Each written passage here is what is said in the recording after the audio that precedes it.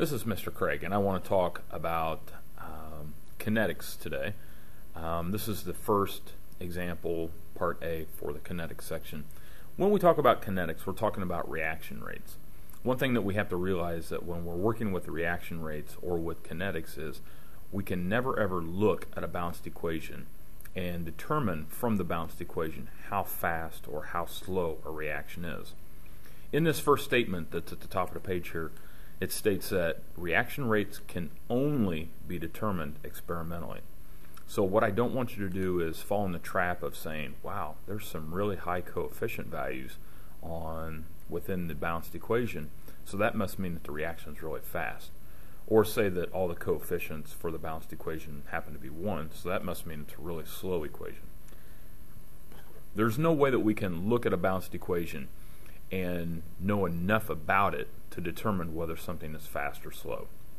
So again, reaction rates must be determined by going into the lab, actually doing the experiment, and timing it. Things that we want to time when we're actually looking at the lab is how quickly something appears, one of the products, or how quickly something disappears, one of the reactants. So when we talk about rate, we're talking about the amount of stuff being consumed or produced per unit of time. And the unit of time can be in seconds, it can be in minutes, it can be in days, hours, and so on.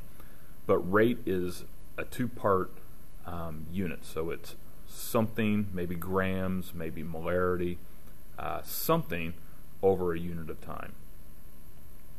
Looking down near the middle of the page here, we have what's called the average rate. We're not too concerned about average rate so much as the initial rate. Later on, when we work on some problems and use natural logs, we won't be so concerned about the rate, but we'll be concerned about where the reaction is at some point in time. The rates, we only want to focus on the initial rate. I'll just leave it at that. However, if you wanted to find the average rate at some point in the reaction, then you may use this equation here where it says that the change in concentration over the change in time would be the average rate. Looking at the graph at the bottom of the page here, you can see that a reaction actually has a deceleration curve and that the reaction does slow down as it nears completion. And think about this. At the beginning of the reaction, we have nothing but reactants and no products, so all the reactants can find each other rather quickly. However, as the reaction proceeds forward and we get near the end, then we have many more products and not so many reactants, so it's very difficult for the reactants to find each other to make the products. So we would expect a reaction to slow down as it nears completion. Looking at the back side of the page, if you wish to plot the slope of these or the average rate at that point in time, you'll notice that at the beginning at point 1 that the slope is nearly vertical. In other words, that's moving pretty quickly. However, when we get near the end of the reaction, the slope is almost horizontal, which means it's almost stopped.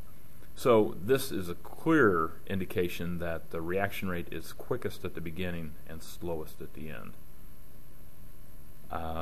Looking over the rest of this stuff, that's pretty much all I want you to know about the first sheet.